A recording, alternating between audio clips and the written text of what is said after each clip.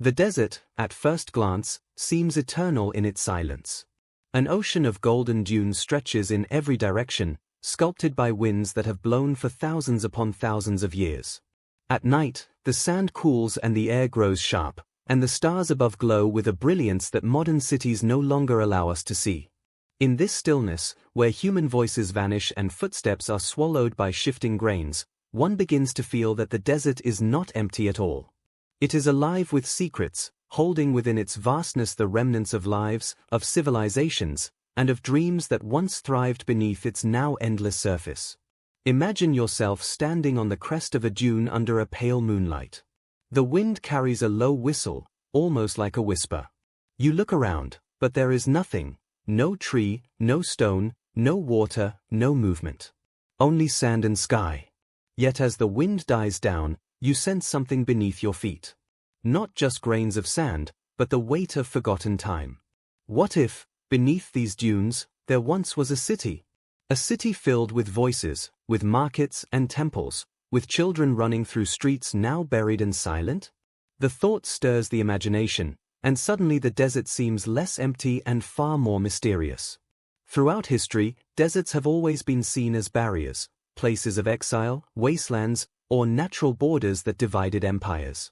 Yet deserts are also keepers. They bury, but they preserve. They hide, but they protect.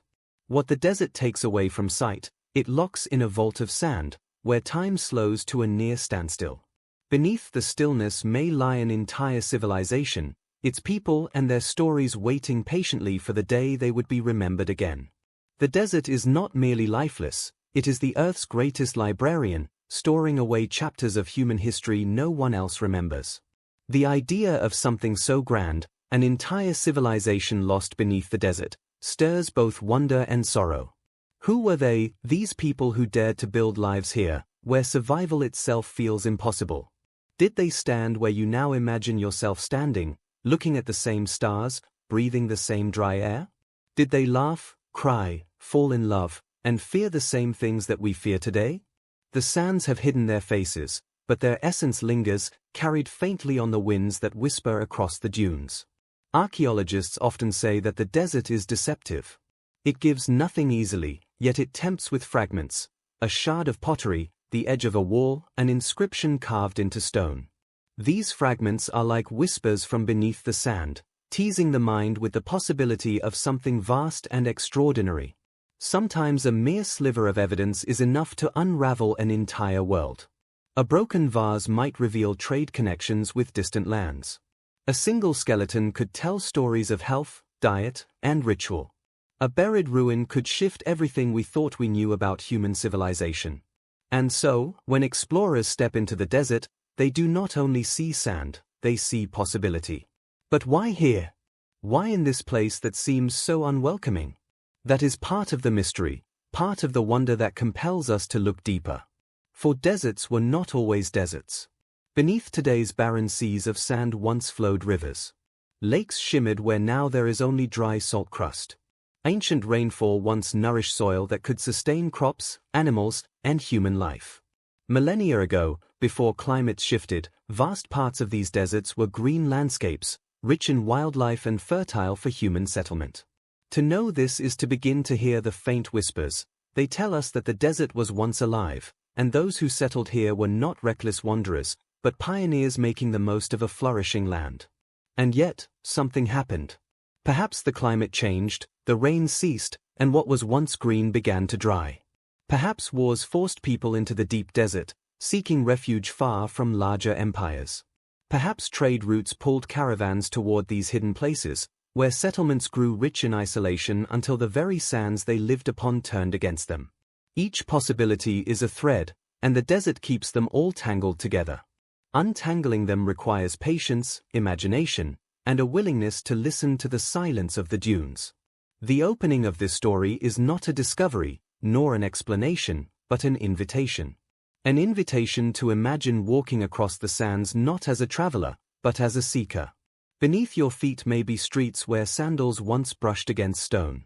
Beneath your shadow may be doorways, temples, and halls that heard prayers and songs long forgotten. The air you breathe may have once carried the smoke of fires lit by people whose names we will never know. You are not just in a desert, you are standing on layers of human history, buried so deep that only time and patience can uncover them again. And as you listen, in this imagined desert night, the whisper grows clearer. It is not a single voice, but the echo of thousands. It tells of a city built from stone and clay, walls strong enough to stand against storms, decorated with art and color that the sands have since erased. It speaks of trade caravans arriving under the blazing sun, their camels heavy with goods, spices, metals, fabrics, traded across continents. It speaks of laughter echoing in courtyards, of rituals carried out beneath the gaze of unfamiliar gods, of rulers who once believed their city would never die. These whispers tell of life, of triumph, of fragility. But the desert also whispers of loss. The winds carry not just memories of life, but the sigh of disappearance. One day, perhaps slowly, perhaps suddenly, the city was gone. Walls collapsed, roofs caved in, the wind filled the streets with sand. Voices grew silent. The great city became a rumor, then a legend, then a myth, until all that remained was an emptiness where life had once flourished.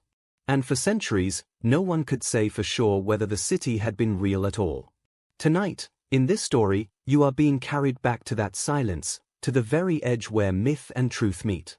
As the dunes shift and the wind hums over the ridges, the sand seems to move with intention, as if covering and uncovering in the same motion, guarding the city below while also allowing its memory to escape.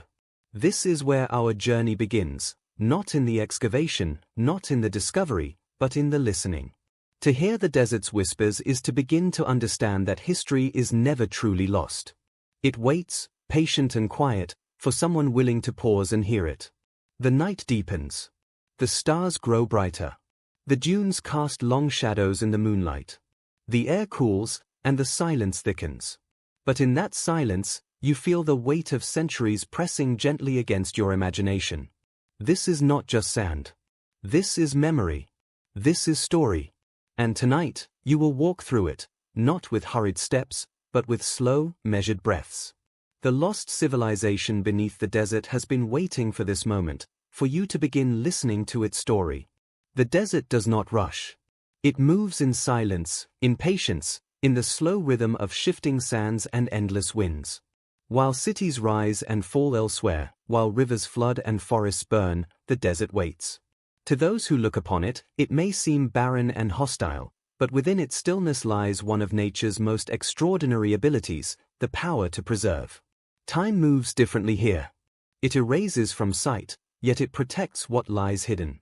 The desert is not just an emptiness of land, it is a vast archive of human memory. To walk across a desert is to walk across a paradox. On the surface, there is almost nothing, no flowing rivers, no dense vegetation, no permanence of life. But just beneath, history slumbers. What is buried does not rot quickly in the dry air. Wood does not decay as it would in damp forests.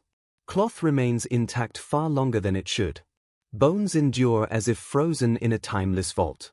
Even entire cities, swallowed by the sand, lie waiting for centuries, their walls preserved as though they were abandoned yesterday. In this way, deserts are more than landscapes. They are natural museums, sealing away the stories of those who once dared to live here. This is why archaeologists speak of deserts with both frustration and reverence. Frustration, because the desert hides its treasures beneath shifting dunes, covering them so completely that centuries might pass before a trace surfaces. Reverence, because when the desert finally reveals what it has kept, the revelations are breathtaking. Consider the mummies of ancient Egypt, wrapped carefully and placed in tombs within a land where the dry air ensured they would endure for millennia. Or the painted murals hidden in caves, untouched by moisture, their colors as vivid today as the day they were first drawn. These are gifts of preservation that only deserts can give. And yet, the desert does not keep its secrets forever. The winds that bury also uncover. One season a dune rises, covering what lies beneath, another season it shifts, revealing fragments of stone, shards of pottery, or a glimpse of wall. To stumble across these fragments is to be reminded that the desert is alive. It is not a dead land, but a moving, breathing force, constantly reshaping itself, yet never forgetting what it has concealed. It is a keeper, a guardian, and at times, a storyteller, choosing moments to remind humanity of what it has lost. This duality, the desert as both destroyer and protector, has defined countless civilizations. In Mesopotamia, fertile lands once flourished before giving way to dryness and dust, leaving behind clay tablets preserved in arid soil. In North Africa, empires thrived on trade routes that passed through deserts, their wealth recorded in stone inscriptions that still survive. In Arabia, entire caravan cities bloomed and vanished, their memory preserved in the silence of the sands until rediscovered centuries later. The desert teaches us that nothing is truly gone. It is merely hidden, waiting for time to shift. Imagine for a moment the desert silence. You sit upon a dune at sunrise, the horizon glowing in soft shades of pink and gold. There is no sound of water, no rustle of leaves, no animal calls. The stillness is so deep that even your own heartbeat feels loud. Yet beneath this silence are echoes. The desert has seen processions of kings, armies marching across its plains, caravans heavy with goods, and exiles wandering in search of refuge. It remembers every step, every voice, even as the wind erases their tracks. The desert is indifferent to human ambition, yet it cradles the remnants of those ambitions like precious relics, locked in its vault of sand. What makes this preservation so powerful is not just what remains, but what it reveals about time itself. In forests or coastal lands, civilizations vanish without a trace, washed away by floods, consumed by growth, or eroded by storms. In the desert, they endure. This endurance offers us something rare, a conversation with the past, unbroken by time. When we uncover a city beneath the desert, we do not just find ruins, we find life paused mid-breath, as though the people had stepped away only yesterday. Pots remain in kitchens, tools lie where they were last placed, walls bear marks of hands that shaped them centuries ago. The desert, in its silence, freezes a moment of history and keeps it safe until we are ready to see it again. And yet, the desert's preservation carries a warning. The same silence that guards also suffocates. To live in the desert is to walk a fragile line between survival and collapse. A shift in weather, a failure of water, or a single miscalculation can turn prosperity into ruin. What the desert hides today is not only the glory of civilizations, but also their downfall. It remembers both the triumphs and the tragedies. It whispers not just of what once was, but of why it ended. This dual memory is what makes the desert such a profound teacher. Think of the Sahara.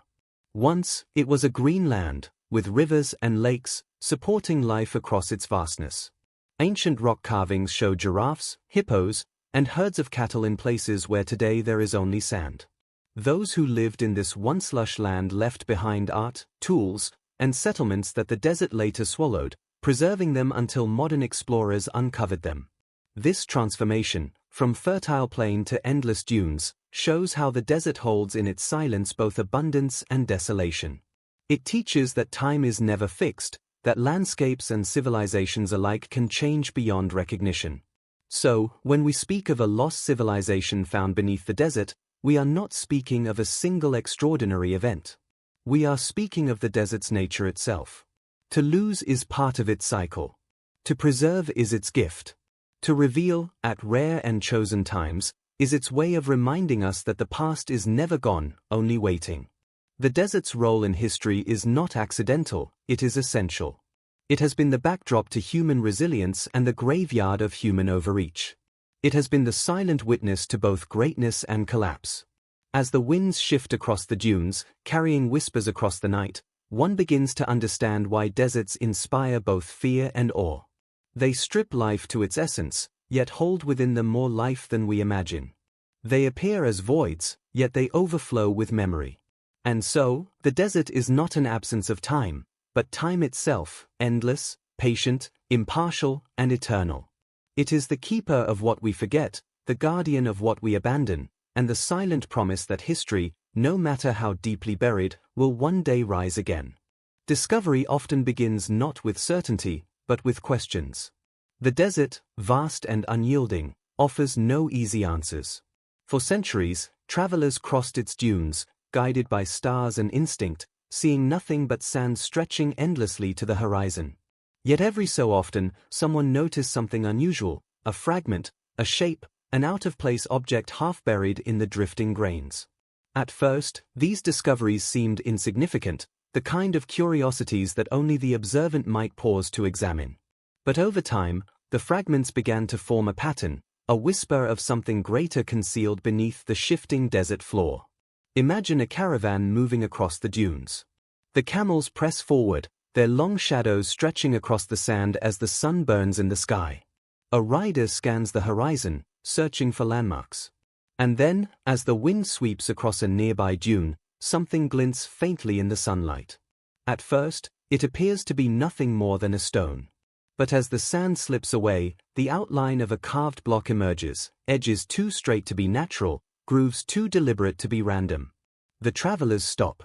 They brush away more sand, and what they find is not a rock, but a piece of wall, its surface etched with faded markings. The desert, in that moment, has spoken. These fragments became the first clues that what lay beneath the desert was not emptiness, but history.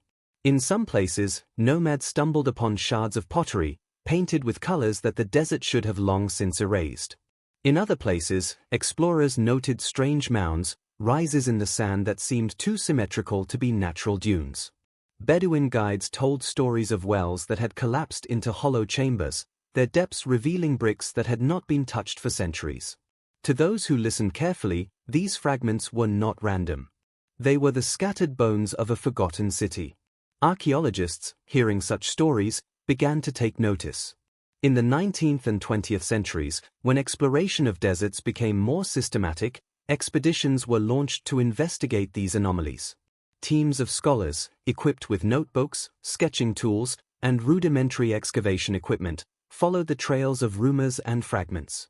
At first, their findings were modest, a decorated shard here, a collapsed wall there, but each discovery added weight to the possibility that beneath the sands lay not just ruins, but the remnants of a once thriving civilization. There is something uniquely dramatic about these first clues. Unlike ruins in forests or mountains, where stone walls rise visibly from the ground, desert ruins appear as ghosts. One day, a dune covers them completely, the next, a strong wind reveals a corner of a building, a staircase, or even an entire doorway. Explorers often describe the experience as surreal, walking across emptiness, only to see, suddenly, the unmistakable lines of architecture where there should have been only sand. It was as if the desert itself decided, for a brief moment, to reveal its secrets before reclaiming them once again. One account describes an explorer stumbling upon a series of columns protruding just inches above the desert surface.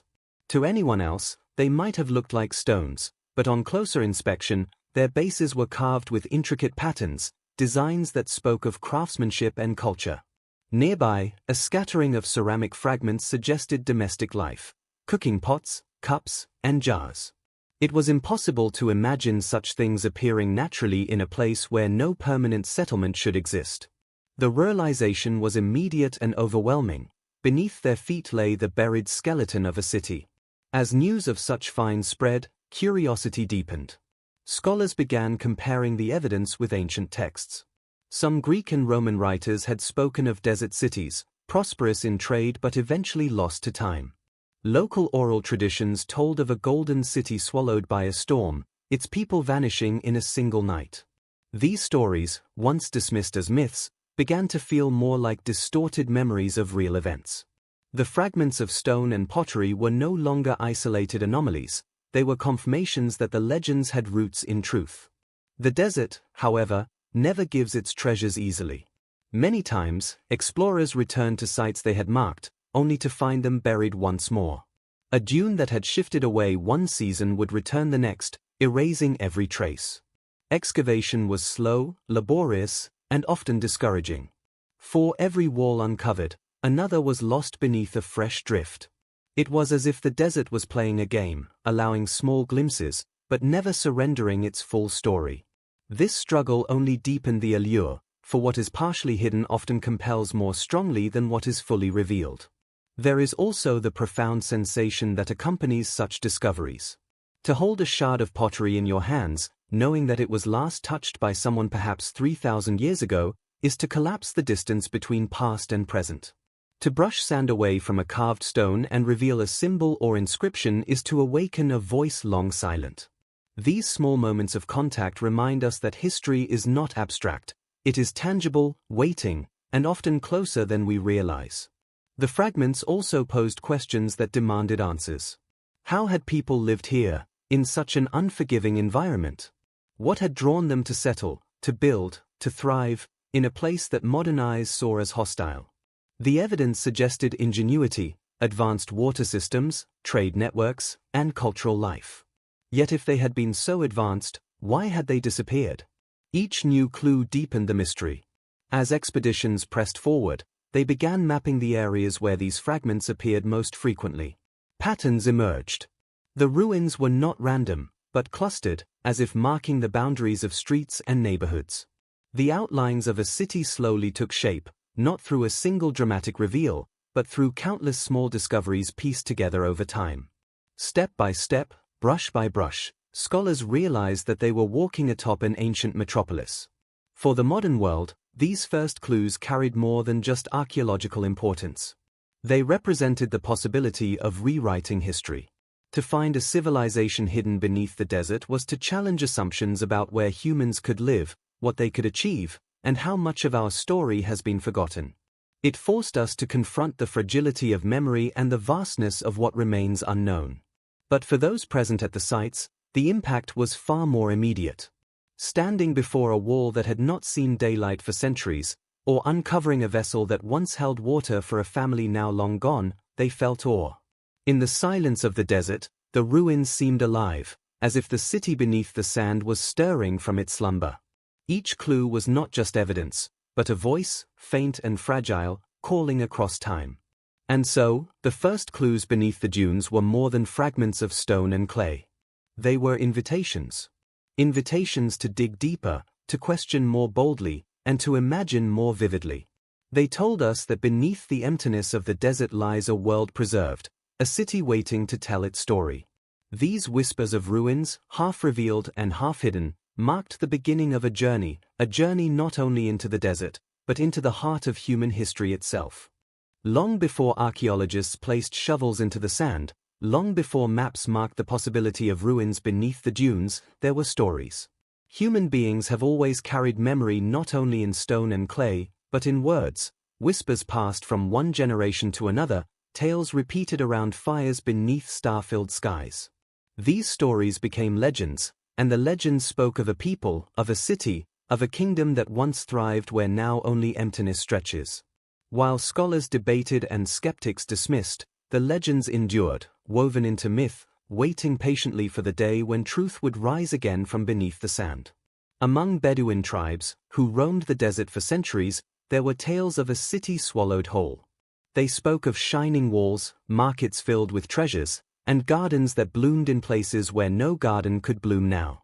Some versions told of arrogance, of a people who defied the gods and were punished, their city buried in a single night by a storm of sand. Others told of tragedy, of a people who prayed for rain that never came, until the heavens grew silent and the earth itself consumed their home. These stories were told not as entertainment, but as warnings, a reminder that the desert is both a giver and taker of life. Ancient Greek texts also contain echoes of such tales. Herodotus, often called the father of history, wrote of distant lands beyond Egypt where cities existed at the edge of the desert, rich with trade and strange customs. Later writers described oases so magnificent they seemed like illusions, places where fountains flowed, palms grew tall, and caravans found refuge in the heart of the sands. Some even spoke of cities lost, their locations forgotten, destroyed by shifting landscapes or sudden disasters. While these accounts often mixed fact with imagination, they fed into the larger tapestry of legends that surrounded the deserts of North Africa and Arabia. In Mesopotamian records, too, we find whispers of desert kingdoms. Clay tablets mention trade routes stretching into the west, bringing exotic goods from lands across the sands. Who were these people, unnamed but clearly present in the economic web of the ancient world? They were remembered not for their names, but for the goods they carried, the wealth they commanded, and the mystery of their homeland. Later, as those connections faded, the memory of their cities blurred, leaving only fragments of rumor. Islamic historians and travelers also preserved echoes of the lost people. In early Arabic texts, one finds mention of Iram of the Pillars, a legendary city described in the Quran as a place of grandeur, punished for its people's excess. Some traditions linked Iram to real ruins, describing great columns of stone that jutted from the desert floor. Poets spoke of golden palaces swallowed by storms, of kingdoms that had vanished beneath dunes, leaving behind only ghostly traces visible to those who wandered too close. These legends carried both awe and fear, for to speak of them was to remember the fragility of human pride before the vastness of the desert.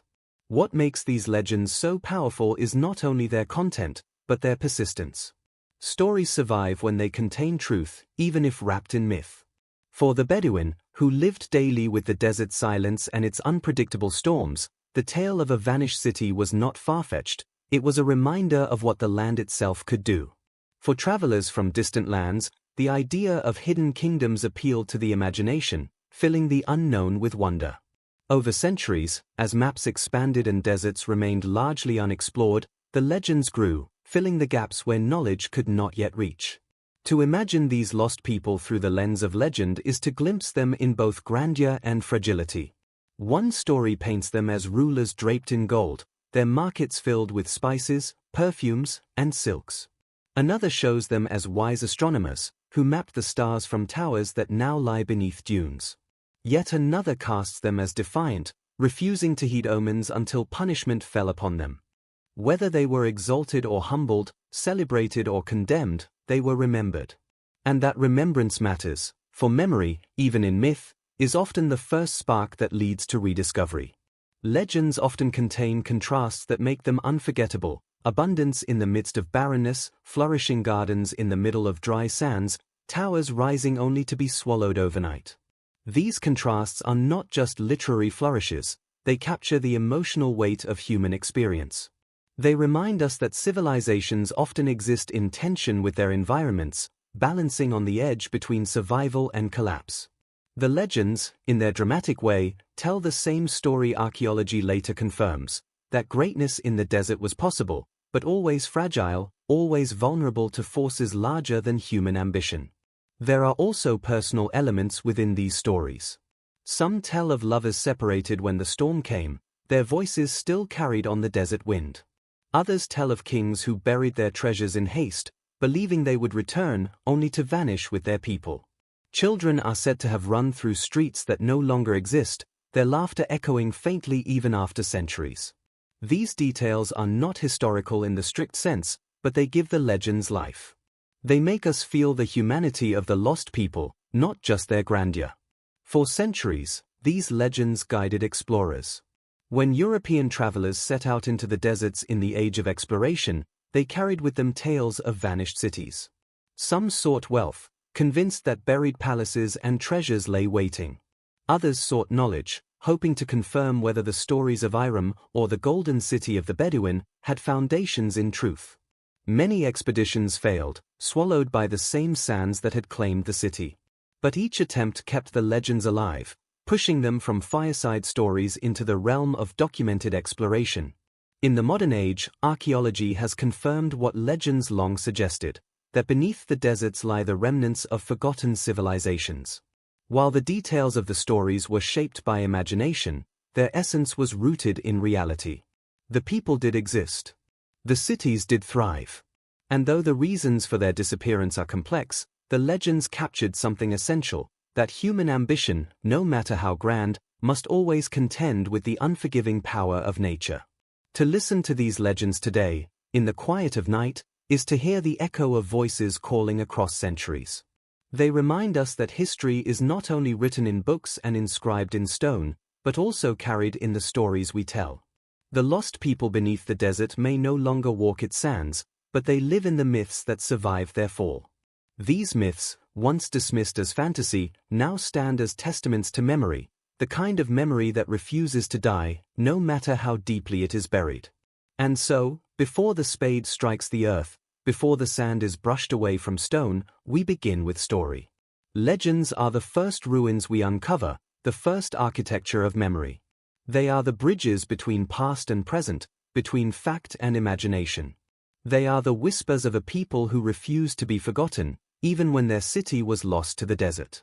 To enter their world is to walk first through the realm of myth, and only then into the ruins themselves. And perhaps this is fitting. For in the end, history and legend are not enemies, they are companions, each preserving what the other cannot, each ensuring that the lost people beneath the desert continue to live, in memory and in imagination, forever. In the beginning, there was only the desert. An endless horizon of shifting sand, where the sun burned by day and the stars glittered coldly by night. To imagine that a kingdom could rise in such a place is to imagine a dream defying reality. And yet, long ago, such a kingdom did rise. Its story is not only one of survival, but of vision, of human beings daring to carve permanence out of impermanence, life out of desolation, order out of chaos. The earliest roots of this kingdom were humble. Small communities formed near scarce sources of water, oases where palm trees offered shade and natural springs provided life. At first, these were little more than gathering spots, where nomadic groups could pause on their journeys across the vast sands. But as generations passed, these temporary resting places grew into something more. Families began to settle permanently, cultivating the land around the water, planting date palms, and herding animals. Slowly, stability emerged where once there had only been movement. From these beginnings came the spark of unity. Separate tribes discovered that by joining together they could achieve what none could alone. The desert demanded cooperation, irrigation channels had to be built and maintained, walls of stone had to be raised to protect gardens from shifting dunes. With unity came hierarchy. A council of elders first, then chiefs, and in time, kings who claimed both divine blessing and earthly authority. The kingdom was not born all at once, but rather grew step by step, like a flame that starts as a spark before becoming a fire. The kingdom's rise was made possible by its mastery of water. Ingenious systems of underground canals, later known as qanats, were dug to draw water from deep beneath the earth and carry it across long distances. These channels turned barren land into fields where wheat, barley, and vegetables could grow. Without such engineering, the desert would have swallowed their efforts. But with it, they flourished. The miracle of water gave them strength, and strength gave them confidence. Where once there was only survival, now there was abundance. With abundance came expansion. Villages grew into towns, and towns grew into cities. At the heart of these cities rose monumental structures, temples, palaces, and marketplaces, that stood as proof of their ambition. Columns of stone carved with intricate patterns reached toward the sky.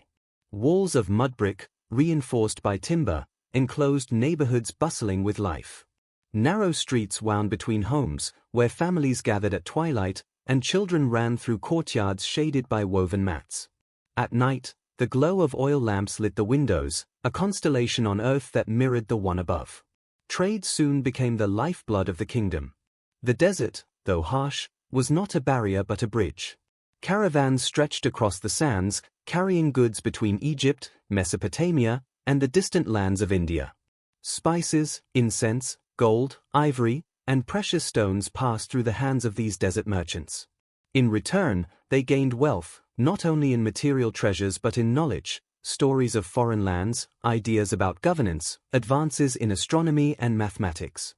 The desert kingdom became a crossroads of civilizations, enriched by its position at the center of ancient trade networks.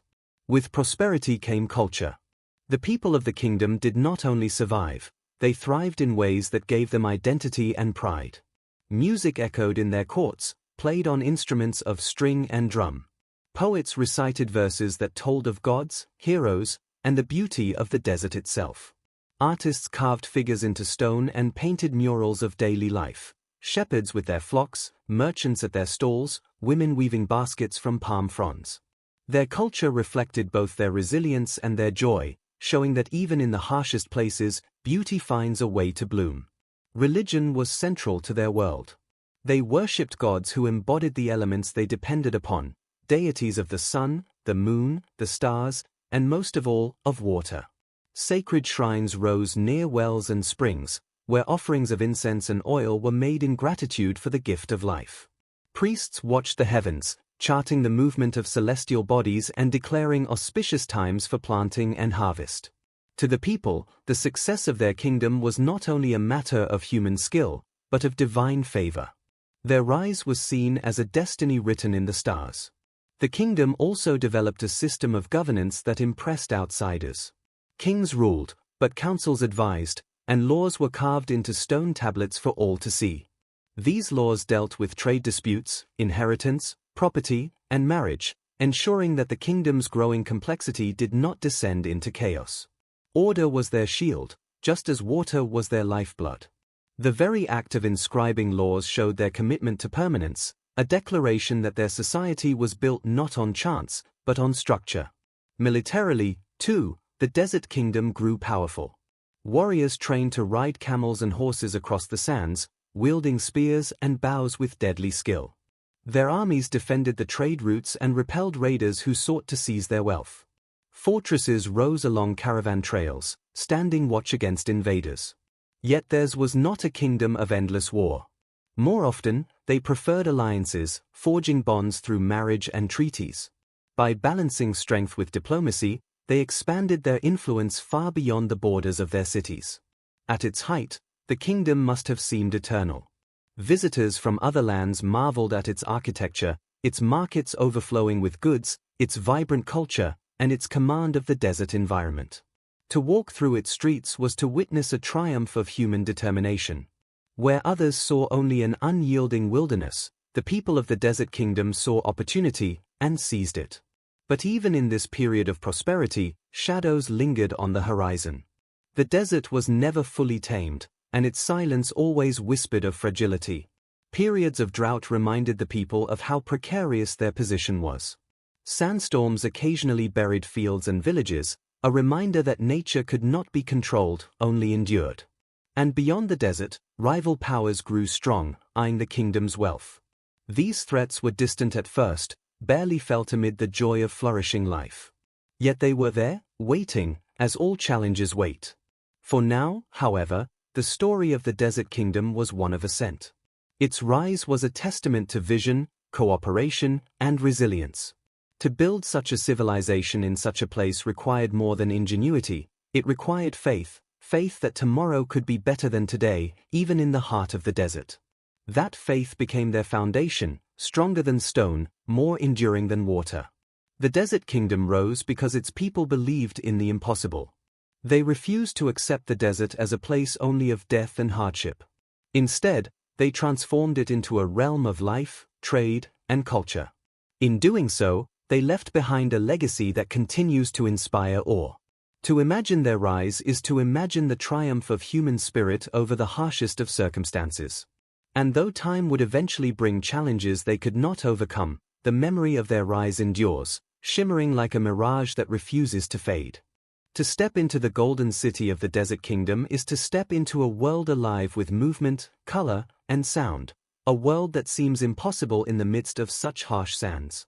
From above, the city spreads like a carefully woven tapestry, streets running between homes of sun-baked brick, open markets brimming with goods, and public squares where life gathers at every hour. The people of this city moved with a rhythm dictated not only by the sun, but by centuries of practice in mastering both their environment and their civilization.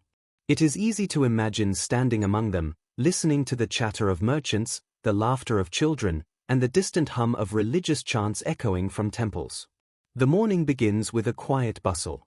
Farmers rise before dawn, their feet touching the cool earth as they leave the city to tend to the fields near the water channels. They carry baskets filled with bread, dates, and small clay jars of water for the day. The aroma of freshly baked flatbreads wafts from street ovens, mingling with the fragrance of spices and incense carried from the marketplace. Women stir in courtyards, grinding grain, weaving mats, and preparing meals. Children chase one another, their laughter bright against the earthy tones of the city's walls. Life is humble, yet vivid, structured by necessity, yet imbued with joy. Markets are the heart of the Golden City. Here, traders from distant lands arrive with camels laden with goods, silks from India, spices from Arabia, metals and stones from Africa, and crafted tools from lands no map fully captures. Merchants shout softly, negotiating in rhythmic chants, while buyers move carefully, examining wares. The city's economy hums like a living organism, each person fulfilling a role, each transaction reinforcing a delicate web of dependence and trust. Beyond commerce, markets are places of social exchange, gossip, news, and laughter travel with the same ease as incense and gold. Architecture reflects both utility and beauty. Houses are built of baked clay and stone, their walls thick to shield against the desert sun and insulate against cool nights. Rooftop terraces serve as vantage points, places where families sleep under starlit skies during hot seasons. Streets are narrow but purposeful, designed to funnel breezes, provide shade, and connect neighborhoods seamlessly. Public squares are adorned with fountains, statues, and carved pillars, celebrating gods, kings, and the city's collective achievements. Every stone seems deliberate, every structure part of a greater vision. Religion permeates daily life. Temples rise in central districts, their doors open to the faithful, and their courtyards offering space for prayer and reflection. Priests move gracefully, leading ceremonies that honor both gods and the elements, especially water, which sustains all life in the desert. Offerings of oil, incense, and food are common, but the rituals are more than transactions, they are a constant acknowledgement of humanity's reliance on forces beyond control. Religion unites, guides, and reminds citizens of their place within the vast, unyielding desert. Education and knowledge flourish alongside trade and faith. Scribes record events, keep inventories, and maintain records of births, deaths, and marriages. Scholars study the stars, observing celestial movements with meticulous care, charting them on tablets for both practical purposes and philosophical reflection. Young people are taught both the skills of survival and the arts of culture, reading, writing, music, and craft. Libraries, though small by modern standards, are rich with scrolls and inscriptions, each one a testament to the city's desire not only to endure, but to understand. Art is everywhere. Murals cover walls depicting daily life, animals of the desert, gods in human-like form, and scenes of trade caravans crossing endless sands. Sculptors carve figures from stone and clay, capturing gestures of movement, emotion, and ritual. Music drifts through the streets in the form of flutes, drums, and stringed instruments. Dance accompanies celebrations, festivals, and religious events, turning streets and squares into stages of collective joy. Even in moments of routine, beauty is infused into the city's fabric, a subtle reminder that civilization is as much about art as it is about survival. Food is central to communal life. Bread, dates, grains, vegetables, and occasionally meat form daily meals, shared in homes or courtyards. The aroma of fresh cooking fills narrow alleys, drawing neighbors to pause and exchange greetings. Food is also a symbol of social hierarchy. Richer households display more spices, meats, and elaborate preparations, while simpler homes maintain traditions of humble but nourishing fare. Sharing a meal is both sustenance and social glue, reinforcing the bonds that hold the city together. Life in the Golden City is also shaped by the desert's challenges. Sandstorms occasionally sweep through streets, forcing inhabitants to take shelter behind walls and doors, waiting for the fury to pass. Droughts remind them that survival depends on careful management of water and resources. Diseases can sweep through neighborhoods, compelling healers and herbalists to act swiftly. Yet despite these hardships, resilience defines the people.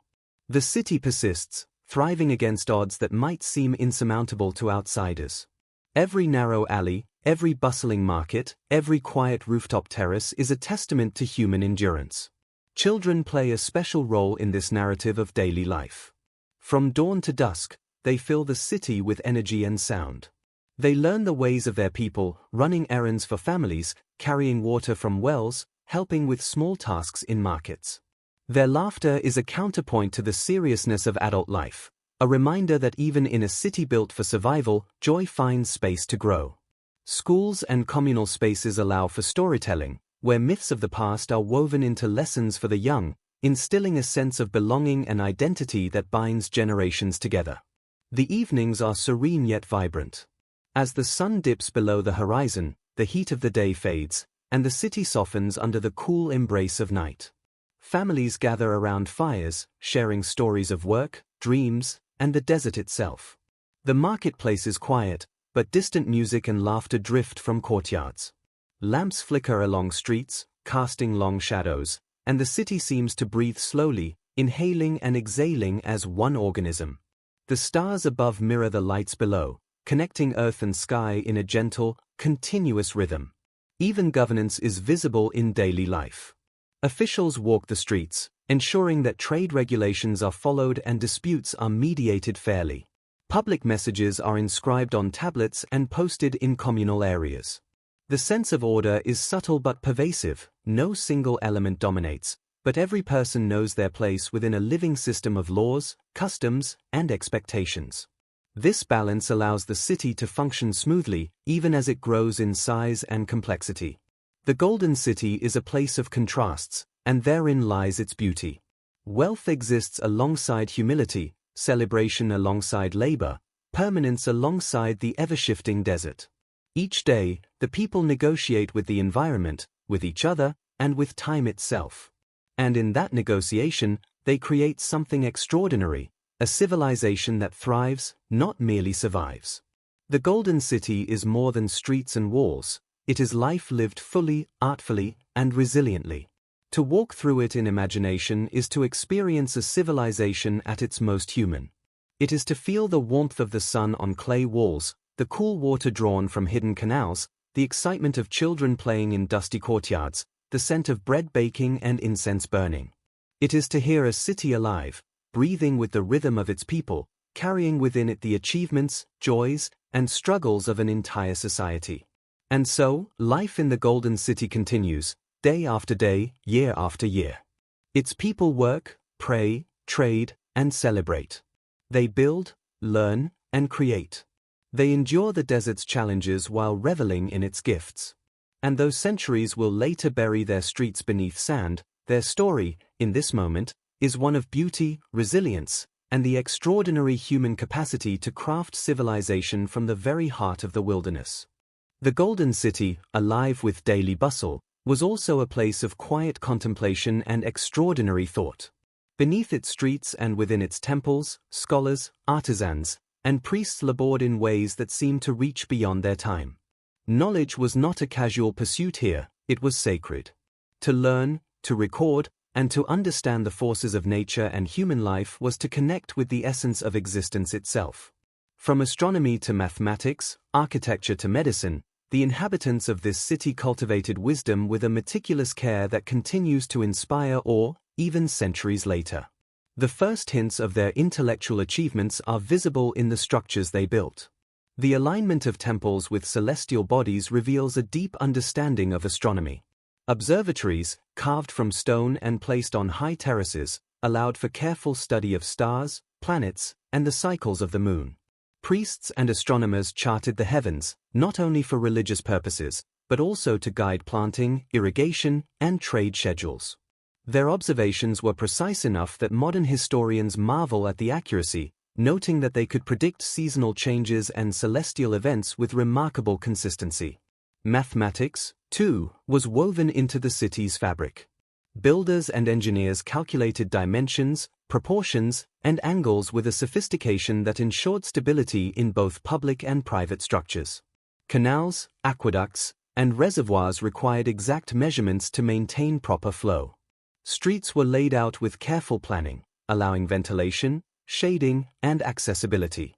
In homes, craftsmen used geometric principles to shape pottery, weave baskets, and carve intricate designs into walls. Every object, every stone, every pathway bore evidence of their understanding. Practical knowledge intertwined seamlessly with artistry. Medical knowledge flourished quietly, often within small workshops or family practices. Healers combined observations of the human body with herbs and minerals gathered from the surrounding desert. They treated wounds, infections, and ailments with remedies passed down and refined through generations. Some treatments were surprisingly sophisticated, showing an empirical understanding of anatomy, circulation, and the properties of natural substances. Patients were observed carefully, and records were sometimes inscribed on tablets, creating a subtle yet enduring documentation of medical practices that modern scholars have only begun to decipher. Writing was both an art and a science in the Golden City.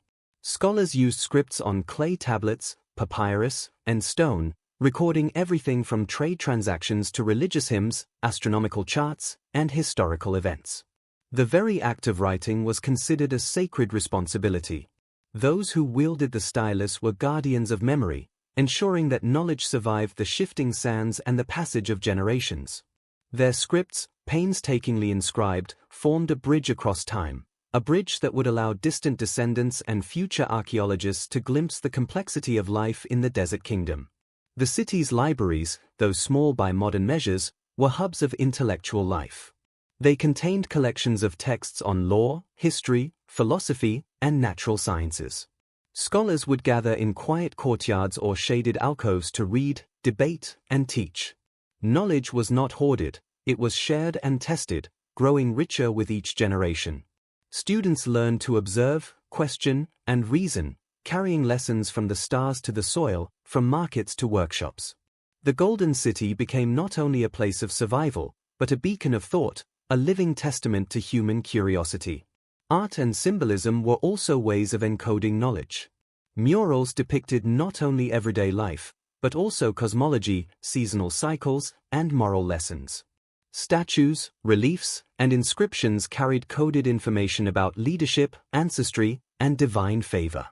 Even ceremonial objects were imbued with meaning, serving as mnemonic devices for rituals, trade practices, and social norms. Yet they pressed on, driven by purpose and imagination. Their pyramid is evidence not just of their skill but of resilience. It survives the ravages of thousands of years, standing as a silent monument to a people who may have vanished entirely, leaving no written trace of their names or deeds, only the stones themselves. The idea that such a society existed before known civilization challenges everything we think we know. History textbooks mark the Nile as the cradle of monumental architecture, with Giza as the pinnacle. But here, before those dynasties, were humans capable of feats we once thought impossible. They predated kings and priests, dynasties and temples, yet their vision matches or even surpasses what would later be considered the height of early civilization. In that sense, the pyramid is not just a monument, it is a revelation, a whisper from a civilization older than any we have studied, daring us to rethink the origins of human ambition. We can also imagine the wonder they felt as they gazed upon their creation. From a distance, the pyramid would have appeared monumental, both daunting and inspiring. It may have symbolized unity, collective achievement, or even a relationship with the divine. As the sun rose and cast its light across the smooth or jagged surfaces, patterns of shadow and light would change daily, a living interaction with time. Perhaps they saw in the pyramid a reflection of the cosmos itself, a microcosm of order and purpose amid the unpredictability of life. And so, while the names of these builders are lost, their presence is undeniable. Their pyramid speaks across millennia, a testament to skill, ambition, and imagination. It is a reminder that human greatness did not begin with pharaohs or dynasties, but in the hearts and minds of ordinary people driven by extraordinary purpose. Each stone, each alignment, each passage is evidence of a society capable of shaping its environment, of envisioning something eternal, and of daring to reach beyond the limits of what was thought possible. In the quiet desert, standing before the pyramid older than Egypt, we are connected to them. We may never know their faces or voices, but we can feel their intent, their discipline, and their vision. They remind us that human history is not a straight line, but a vast and complex tapestry, with threads stretching back into darkness we have only begun to illuminate. The builders before pharaohs offer a glimpse of a past we once thought unknowable, a past alive with ambition, creativity, and the enduring impulse to leave a mark upon the world. Even the grandest civilizations bear within them the seeds of change, subtle at first, nearly invisible, until the effects can no longer be ignored. The Golden City, thriving for generations under the relentless sun and shifting sands, began to show these signs.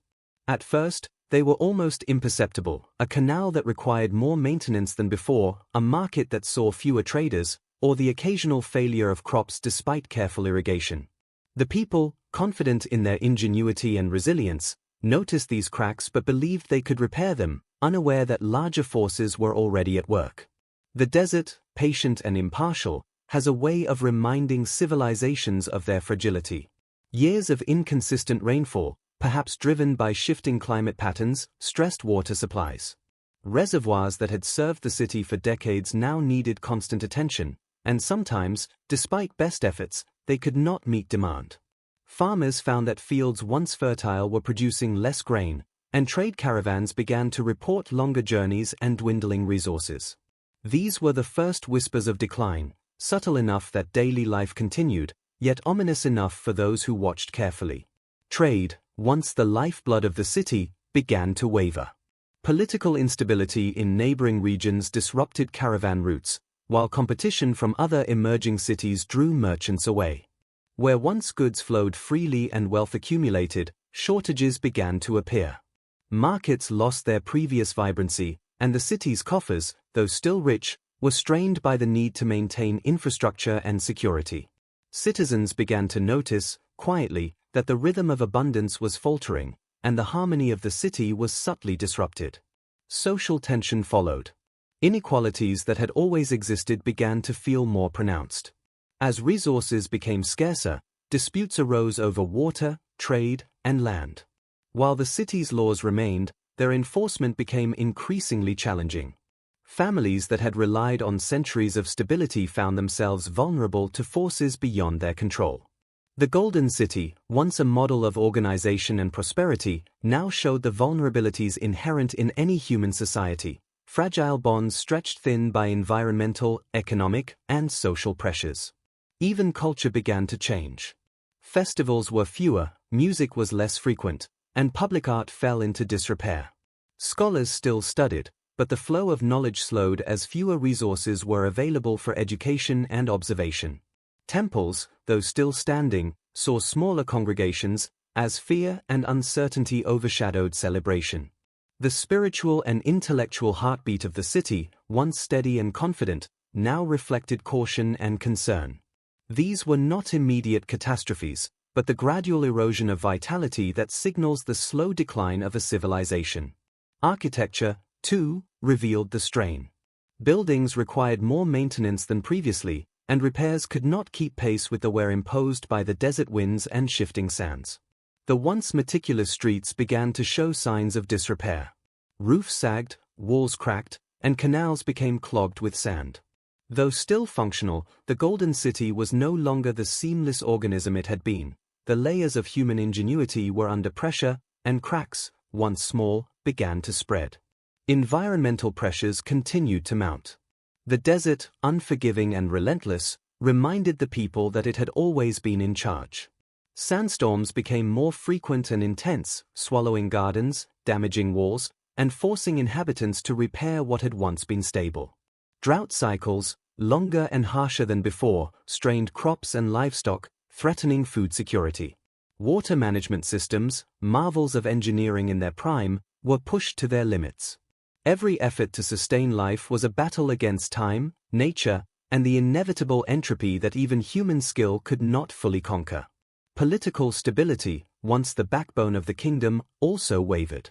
As leaders struggled to respond to environmental and economic pressures, disputes over succession, trade policies, and alliances became more common. Rival factions emerged within the city and its territories, each vying for influence, resources, and survival. Diplomacy, which had previously strengthened the kingdom, now strained under the weight of fear and uncertainty. The unity that had enabled the city's rise began to fray, subtle at first, but increasingly visible in the day-to-day lives of its citizens. Disease, too, played a role. Populations under stress are more vulnerable, and the city, once healthy and thriving, faced outbreaks that challenged its healers. While their knowledge remained remarkable, medicine could only do so much against malnutrition, exhaustion, and new illnesses that traveled with caravans. Families mourned quietly, healers worked tirelessly, and the city's vibrancy dimmed as more attention turned to survival rather than celebration. These human costs added an emotional weight to the decline, shaping the perception that something profound was shifting beneath the surface. Even daily routines began to reflect decline. Children worked harder in markets and fields, contributing to the household as necessity demanded. Adults spent more time repairing, conserving, and negotiating scarcity, leaving less space for leisure, art, and scholarship. Public spaces that once rang with laughter and conversation became quieter. Life continued, but with an unmistakable sense of tension, a subtle but persistent knowledge that the city's equilibrium was under strain. Perhaps most telling were the whispers of memory and legend. Stories passed through generations now spoke not only of prosperity, but also of warning. Elders recounted times when water had failed, when trade had faltered, or when tempers had flared during disputes over limited resources. Even mythology adapted, carrying messages that reflected the city's current challenges. The Golden City, which had once inspired awe through its triumphs, now inspired reflection through its fragility. Its people were aware, if only subconsciously, that the extraordinary life they had built required vigilance, foresight, and humility. The desert itself seemed to comment on the city's vulnerability. Shifting dunes began to encroach upon previously stable districts.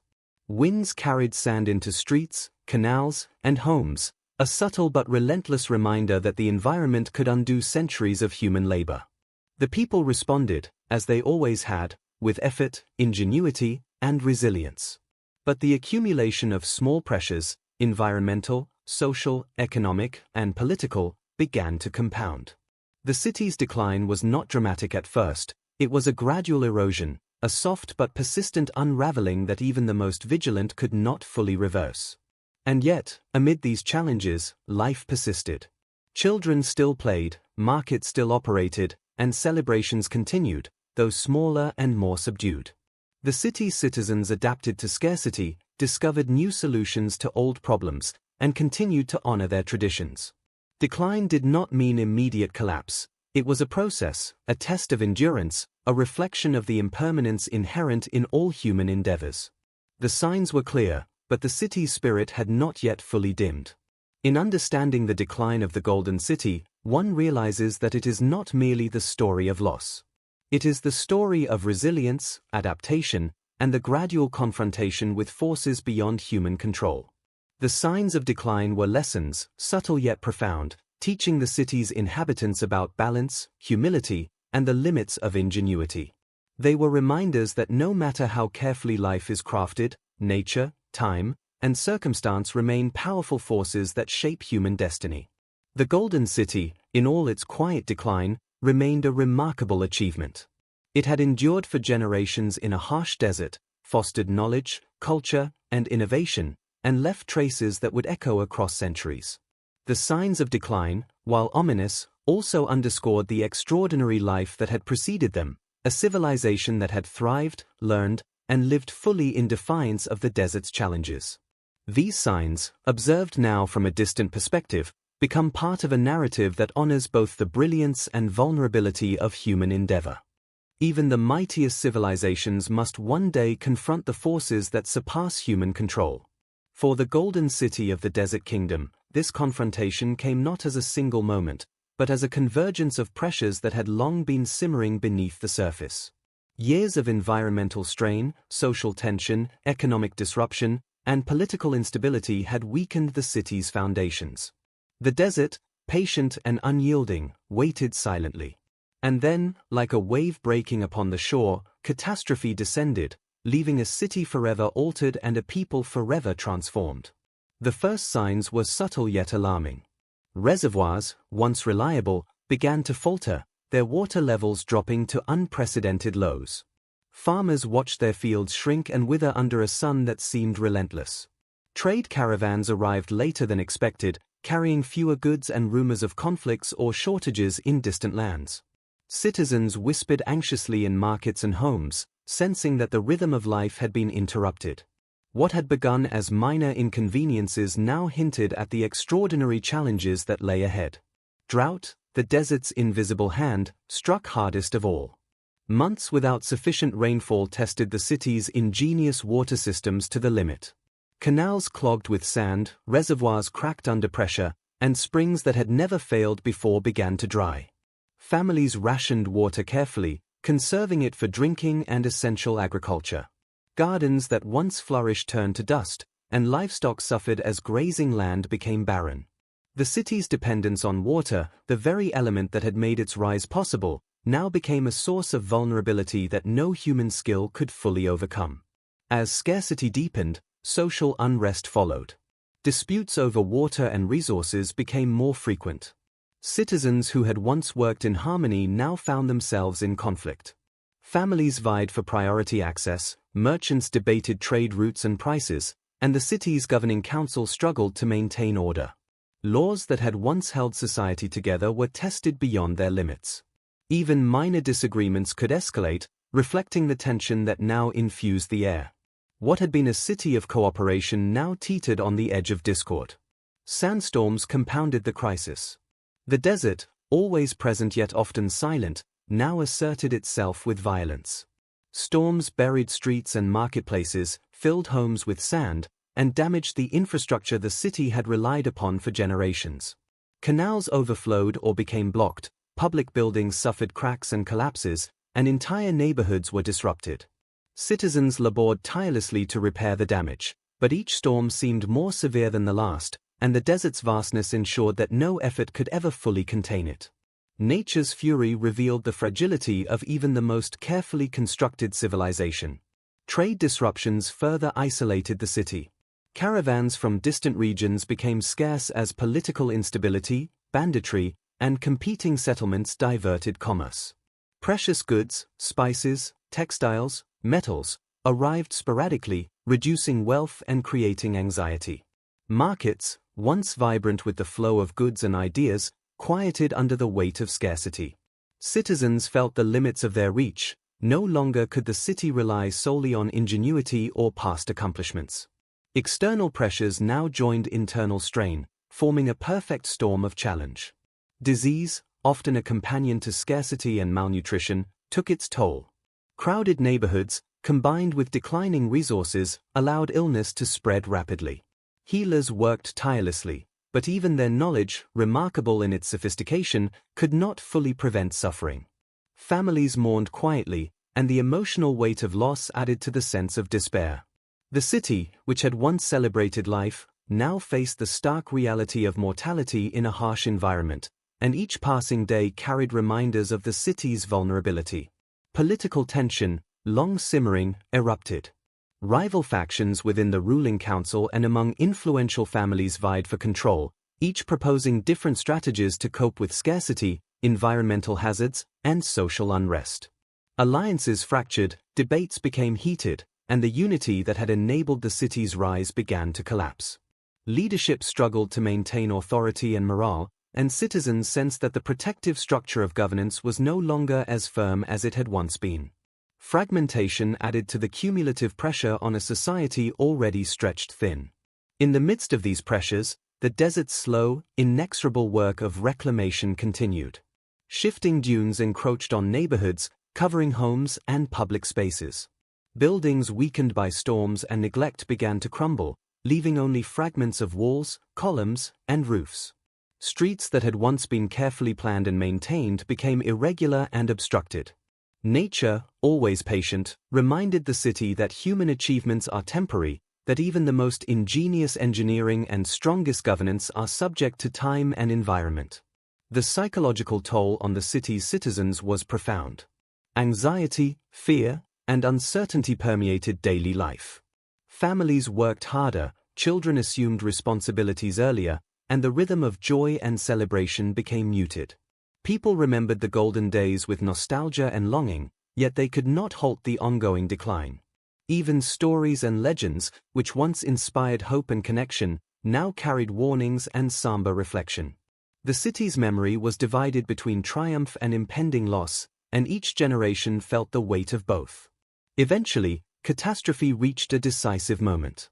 A particularly severe drought coincided with an unusually violent sandstorm, overwhelming both human effort and natural resources. Canals failed entirely, reservoirs dried completely, and much of the city's infrastructure was damaged or destroyed. Families fled in search of water, merchants abandoned markets, and the ruling council was left with impossible choices. The convergence of environmental, social, and political pressures created a situation beyond human control, a final test of endurance that the city, magnificent though it was, could not withstand indefinitely. Long after the Golden City had been abandoned, the desert slowly reclaimed its domain. Sand shifted and flowed, covering streets, markets, and homes with an almost patient persistence. Yet beneath this vast, unbroken surface, traces of a remarkable civilization lay hidden, waiting to be discovered by those who would listen closely to the whispers of history.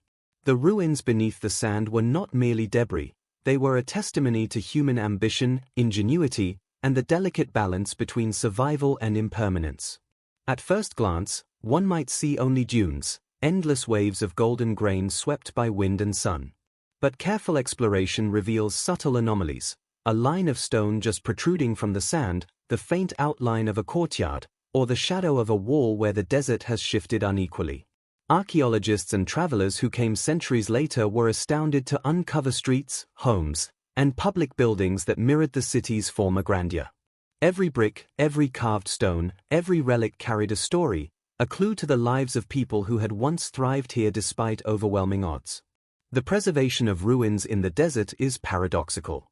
On one hand, the relentless sun, wind, and sand erode surfaces, wearing down inscriptions and crumbling structures. On the other hand, the very sands that bury the city also protect it, shielding objects from exposure, decay, and human interference. Pottery, tools, and jewelry that might have been lost in wetter climates survived for centuries, offering insights into daily life, trade, and artistry. Even fragments of murals and inscriptions, partially buried, spoke volumes about beliefs, governance, and culture. Exploration revealed a city meticulously planned.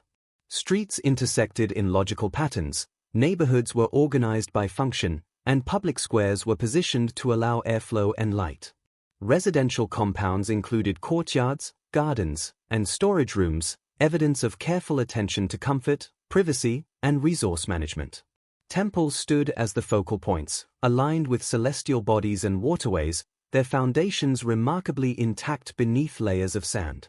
The ruins spoke to a civilization that combined practicality with artistry, necessity with beauty. Water systems, a lifeline of the city, were among the most fascinating discoveries. Canals, reservoirs, and wells, some partially functional even after centuries, revealed the ingenuity required to sustain life in the harsh desert environment. Archaeologists traced channels that transported water from distant sources, marveling at the precision in slope, width, and construction.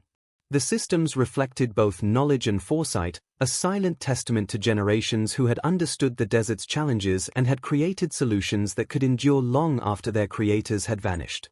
Artifacts tell another part of the story. Tools for agriculture and craftsmanship, remnants of jewelry, and fragments of ceremonial objects illuminate both practical and cultural life. Everyday objects show the ingenuity of citizens, while art and religious items reflect their beliefs, values, and aspirations. Even small details, a decorated clay jar, a carefully shaped spindle, or an inscribed tablet, allow modern observers to feel connected to a civilization that once moved, lived, and celebrated in this now silent space. The ruins also reveal social structure. Larger homes with multiple rooms and elaborate courtyards suggest the presence of wealthy or influential families. Simpler compounds indicate ordinary households and the laborers who maintained the city's daily functions. Temples and civic buildings dominate central areas, reflecting the importance of governance, religion, and community. Streets and public spaces indicate areas for trade, gatherings, and festivals, showing that the city's architecture was as much about social cohesion as it was about survival. Burial sites add a poignant dimension. Graves, some marked with stone slabs, others hidden beneath sand, provide insight into beliefs about death, ancestry, and the afterlife. Funerary goods, carefully placed, suggest a deep reverence for life and continuity. These sites are somber reminders that even in decline, citizens maintain traditions, values, and rituals, leaving behind echoes of devotion and memory for those who would later uncover them. The ruins beneath the sand also reveal evidence of decline and catastrophe. Collapsed walls, eroded canals, and abandoned homes tell the story of a civilization confronting environmental, social, and political pressures. Marks of sandstorms, drought-induced decay, and the wear of time show how even the most advanced societies are vulnerable to forces beyond their control. Yet within these signs of decline, there is still awe and admiration for the achievements, the resilience, and the ability to thrive in an environment that few could have imagined inhabitable. Exploration often evokes a deep sense of connection. Walking through partially uncovered streets, touching stones shaped by ancient hands, and observing structures aligned with the stars allows modern visitors to imagine the rhythm of life that once existed. Children playing in courtyards, merchants calling softly in markets, scholars studying scrolls in shaded alcoves, all of this comes to life in the imagination, as the ruins act as a portal into a civilization that achieved brilliance amid adversity. Time and nature continue their quiet work. Sand shifts relentlessly, covering some structures while revealing others. Wind and sun further erode surfaces, yet the desert's patience ensures that traces survive, just enough to tell a story. Every discovery, from a tablet carved with writing to the outline of a buried temple, is a momentary window into the past, a connection between the present and a civilization that dared to rise in impossible circumstances. Centuries after the Golden City had been swallowed by the desert, its memory survived only in scattered stories, fragmented legends, and the faintest traces etched in ancient texts. To most, it was a forgotten place, buried beneath waves of sand, invisible to the world above. Yet, for the intrepid few who sought adventure, history, and the secrets of the past, the desert held a promise, a hidden civilization waiting to be uncovered. The rediscovery of the city would not be instantaneous. It would be a painstaking, meticulous process, requiring patience, observation, and an imagination capable of reading the stories whispered by the sands. Early explorers arrived with simple tools and extraordinary curiosity. Maps were incomplete, often inaccurate, yet guided by ancient references and oral traditions, these adventurers moved carefully across the shifting desert. Each dune, each ridge of sand, became a clue. Every anomaly in the terrain could signify something buried beneath. The first hints were subtle: a fragment of pottery poking above the surface, a line of stone faintly visible after a windstorm, or an unusual pattern in the sand suggesting walls or streets below. These small discoveries ignited excitement and a sense of reverence, signaling the presence of a civilization long thought lost. Once traces were identified, excavation began slowly and deliberately. Explorers learned to respect the desert's rhythm, working with its pace rather than against it. Sand was removed inch by inch, revealing streets, canals, and buildings layer by layer. Archaeologists documented everything meticulously, sketching plans, cataloging artifacts, and recording inscriptions. Every object uncovered told a story. The shape of a jar suggested culinary habits, a carved stone revealed artistic sensibilities, and inscriptions provided glimpses into governance, religion, and social life. Rediscovery was both scientific and profoundly human, connecting modern seekers to minds and hands that had long vanished beneath the desert. The process revealed more than just structures; it unveiled the sophistication of the city. Streets were carefully aligned, reflecting urban planning that considered both climate and social dynamics. Canals and reservoirs testified to engineering brilliance, evidence of a people who had not only survived but thrived in one of the harshest environments on Earth. Public spaces, temples, and communal areas suggested social cohesion, while residential compounds reflected a balance of privacy, comfort, and functionality. The city, though buried, demonstrated a level of organization and knowledge that inspired awe among modern explorers. Artifacts were particularly illuminating. Pottery, tools, jewelry, and ceremonial objects were carefully preserved by layers of sand, providing a direct link to daily life. Scholars marveled at the ingenuity in the construction of tools, the artistry in decorations, and the symbolic language embedded in religious items. Every fragment, no matter how small, became a key to understanding a civilization that had achieved remarkable sophistication. Each discovery sparked new questions. How had they managed resources so efficiently? How did knowledge pass from one generation to the next? And how had such a vibrant city been swallowed by the desert so completely? Writing and inscriptions were among the most exciting finds. Tablets and stone carvings revealed a system of record-keeping, communication, and cultural expression. Scholars worked tirelessly to decode texts, finding references to trade, astronomy, religion, and daily life. Each translation uncovered another layer of understanding, illuminating the lives, beliefs, and aspirations of people long gone. In these inscriptions, explorers found not only data but emotion, the pride of a civilization aware of its achievements, the concern for survival, and the reverence for knowledge and tradition. The rediscovery process also highlighted the city's vulnerabilities. Signs of decline, previously hidden beneath layers of sand, became visible. Collapsed walls, eroded canals, and abandoned structures spoke of a civilization facing environmental, social, and political pressures. The final catastrophe, centuries earlier, was evident in the ruins, yet the extraordinary achievements that had preceded it shone through the layers of decay. Modern observers could see the balance between brilliance and fragility, understanding that even advanced civilizations are not immune to the forces of nature and time. Explorers often described a sense of awe when walking through uncovered streets. The experience was immersive. The alignment of streets, the remains of markets and homes, and the echoes of temples evoked a city alive long ago.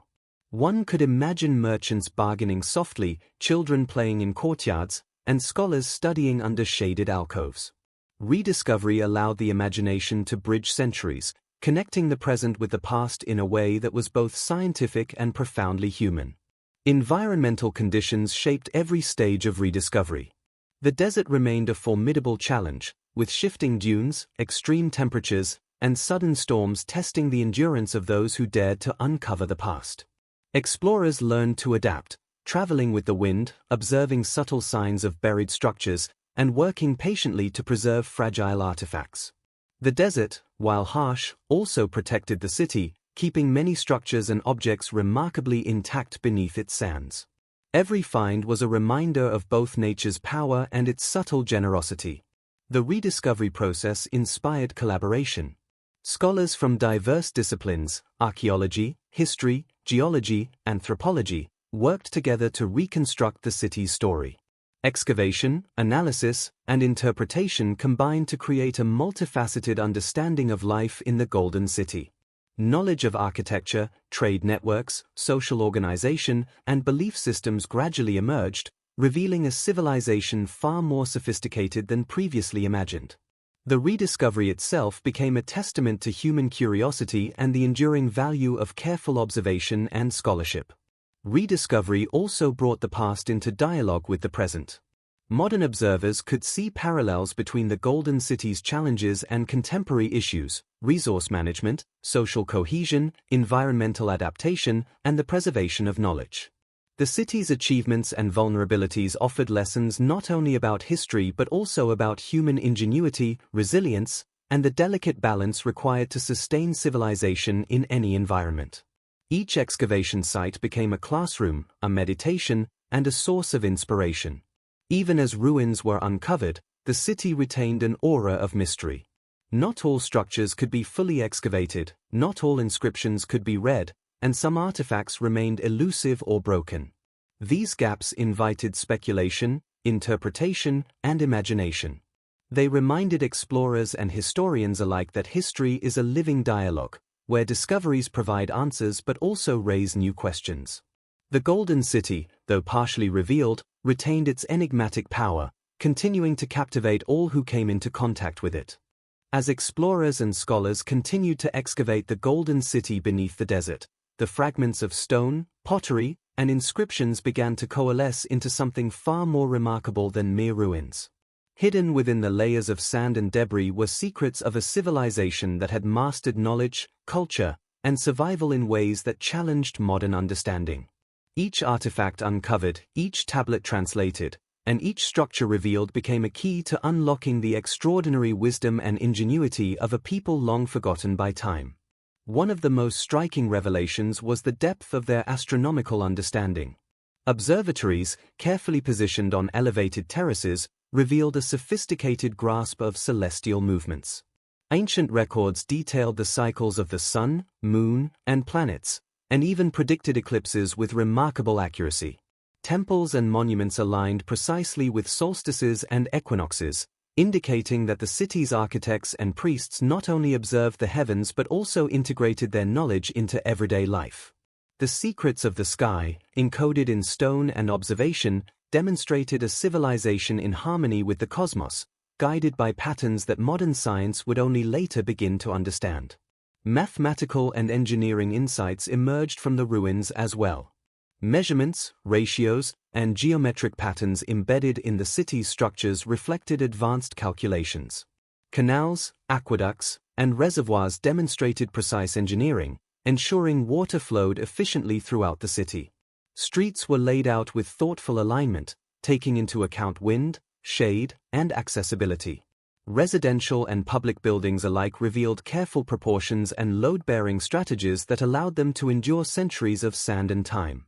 These discoveries illuminated the city's practical genius, showing a people who applied abstract knowledge to tangible solutions with elegance and foresight. Archaeologists also uncovered evidence of medical and botanical expertise. Tablets and scrolls describe treatments for ailments using herbs, minerals, and early surgical techniques. Healers documented observations of symptoms, treatments, and outcomes, reflecting a systematic approach to health care. Some remedies demonstrated an empirical understanding of anatomy and the properties of natural substances, showing that their science was not only practical but remarkably sophisticated for the era. The secrets revealed here painted a picture of a civilization deeply attuned to the human body and environment, blending empirical knowledge with careful observation over generations. Trade and cultural exchange also became more apparent through artifacts. Exotic materials, foreign ceramics, and rare minerals suggested far-reaching connections. Merchants not only brought goods but also ideas, artistic techniques, and innovations that enriched the city's intellectual and material culture. Inscriptions referenced distant lands, agreements, and alliances, revealing a network of commerce and diplomacy that was extensive and well-organized. These discoveries confirmed that the city was not isolated. Rather, it thrived as a hub of interaction, learning, and adaptation, absorbing influences from across regions while retaining its unique identity. Religious and ceremonial secrets came to light through temples, shrines, and artifacts. Ritual objects, murals, and inscriptions revealed a society in which spirituality and knowledge were deeply intertwined. Observations of celestial events informed religious ceremonies, linking the practical and the sacred in ways that emphasized harmony between human life and the natural world. Statues, carvings, and ceremonial implements encoded symbolic knowledge, allowing the faithful to engage with complex concepts through ritual. The secrets revealed in these sacred spaces demonstrated that the civilization valued wisdom not merely for survival but as a guiding principle for ethical, cultural, and spiritual life. Artistic expression, too, provided profound insights. Murals depicted not only everyday life but also abstract concepts, cosmology, and moral narratives. Pottery, textiles, and sculptures revealed an attention to detail, an aesthetic sense, and a symbolic language that communicated values, history, and communal identity. Each piece uncovered served as a window into the imagination and creativity of a people who balanced utility and beauty, practicality and philosophy. Through these works, the city whispered its cultural secrets, offering glimpses into a society that celebrated artistry as a form of understanding and connection. The rediscovered writing systems revealed another layer of sophistication. Records chronicled governance, trade agreements, laws, and even personal letters. The city's administration had maintained detailed accounts of resources, labor, and diplomacy, reflecting both organizational skill and foresight. Scholars piecing together these texts discovered an early form of record-keeping and bureaucracy that rivaled civilizations known for their administrative brilliance. Through these writings, the city shared not only its practical achievements but also its values, priorities, and the daily rhythms that structured life within its walls. Even culinary practices offered secrets. Pottery fragments and cooking implements revealed diet, trade influences, and methods of food preservation. Seeds and remnants found in storage jars showed careful selection and cultivation, highlighting the people's understanding of nutrition, sustainability, and seasonal cycles. Culinary discoveries may seem minor, yet they reveal the subtleties of daily life, the intelligence applied to survival, and the cultural priorities that shaped how citizens lived, celebrated, and sustained their health. Education and knowledge transmission became clearer as scholars interpreted artifacts from classrooms, libraries, and workshops. Evidence suggested that learning was systematic and valued, passed from mentors to apprentices, parents to children. Observational techniques, oral traditions, and formal instruction coexisted, creating a rich intellectual environment. The city's secrets included a framework for knowledge that encouraged curiosity, precision, and long-term thinking. These insights revealed not just what they knew, but how they taught, preserved, and advanced that knowledge, a testament to their enduring intellectual sophistication. Social and political structures also emerged from ruins. Hierarchical patterns were visible in housing, administrative buildings, and public spaces. Laws, decrees, and ceremonial procedures indicated governance systems that balanced authority, social responsibility, and communal welfare. These structures showed that the city's stability and success were not accidental but carefully cultivated, reflecting strategic thinking, collaboration, and long-term planning. The secrets of governance provided a mirror into the organization and values that had sustained a complex civilization in a challenging environment. The environmental strategies employed by the city were equally enlightening. Irrigation systems, agricultural terraces, and storage facilities reflected an intimate understanding of the desert climate. Observations of rainfall patterns, water conservation methods, and crop cycles demonstrated sophisticated environmental management. These strategies allowed the city not only to survive but to flourish, revealing the secrets of adaptation, resilience, and foresight that allowed a human settlement to thrive in such a demanding landscape. Perhaps most astonishing were the connections between all these discoveries. Astronomy informed religion, mathematics informed engineering, art reflected cultural, spiritual, and intellectual principles. The Golden City was a network of interdependent knowledge systems, where every practice, observation, and artifact contributed to a larger, coherent worldview. The secrets revealed were not isolated facts, they were evidence of a civilization that understood complexity, balance, and integration centuries before such ideas would become central in modern thought. Rediscovery and revelation transformed the city from a forgotten ruin into a symbol of human ingenuity. Scholars, explorers, and observers marveled at the interconnectedness of knowledge, culture, and survival. Every stone, artifact, and inscription provided insight, teaching modern audiences lessons about creativity, resilience, and the remarkable potential of human societies to flourish, even in the most challenging environments. These secrets, once hidden beneath the sand, now illuminated the enduring brilliance of a civilization that had achieved greatness and left an indelible mark on history. The story of the Golden City, buried beneath the desert for centuries and later rediscovered, offers lessons that reach far beyond archaeology. It is a meditation on human ingenuity, ambition, resilience, and the delicate balance between civilization and the environment. The city's rise, flourishing, decline, and eventual rediscovery remind us that every society, no matter how advanced, exists within a web of forces that must be understood, respected, and navigated. Its history provides timeless insights, inviting reflection, humility, and inspiration for humanity today. First, the city teaches the power of adaptation. Built in a harsh desert environment, it relied on ingenious water systems, efficient urban planning, and careful resource management. Reservoirs, canals, and wells were designed not only to sustain life but to maximize efficiency in the face of scarcity. Streets, neighborhoods, and public spaces reflected both practical and social considerations, balancing comfort, functionality, and community cohesion. This emphasis on adaptation underscores a timeless principle: survival and success depend on observing the environment, learning from it, and innovating in response to challenges. The city also highlights the importance of knowledge and learning.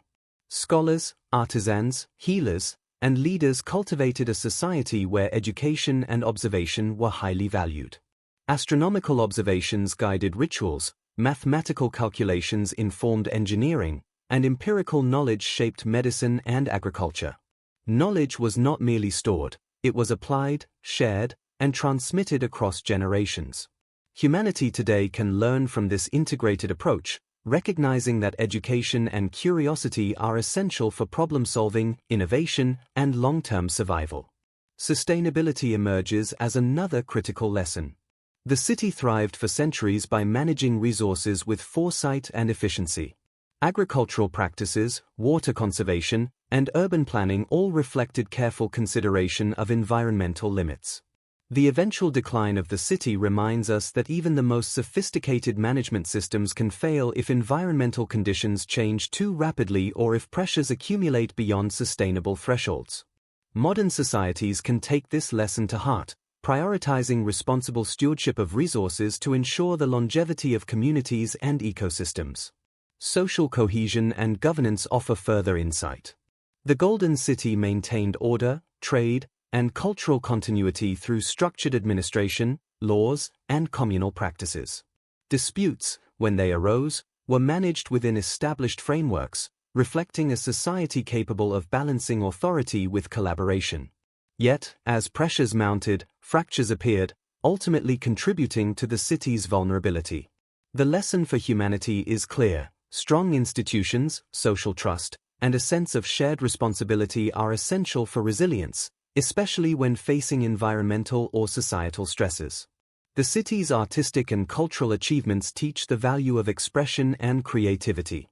Murals, sculptures, pottery, and ceremonial artifacts reveal a society that celebrated imagination alongside practical achievement. Art was not peripheral, it was woven into daily life, reflecting values, beliefs, and collective identity. Humanity benefits from understanding that creativity is not a luxury but a vital component of civilization. It strengthens connection, conveys wisdom, and preserves memory, even across millennia. The rediscovery of the city underscores the importance of curiosity, patience, and persistence. Explorers and scholars dedicated decades to uncovering its secrets, interpreting fragments, and reconstructing narratives from incomplete evidence.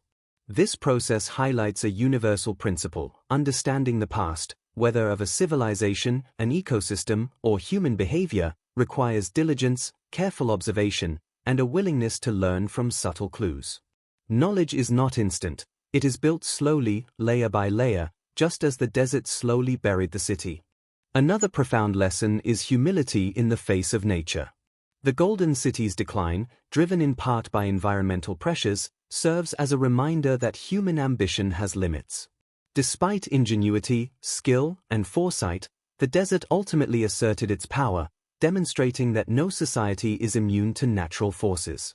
Humanity today, with all its technological advances, is similarly challenged by climate, resource limits, and ecological dynamics. The city teaches that respect for these forces is not optional, it is essential for the continuation of civilization. The interplay between innovation and vulnerability is also evident. The city achieved extraordinary feats: complex water systems, precise architecture, advanced medicine, and intricate governance. Yet these very achievements relied on delicate balances. When water became scarce, trade routes were disrupted, or political tensions arose, the city's resilience was tested. Modern societies can learn from this delicate equilibrium. Innovation brings progress, but sustainability, redundancy, and adaptability must accompany ambition to prevent systemic failure. The Golden City also provides lessons on memory and legacy.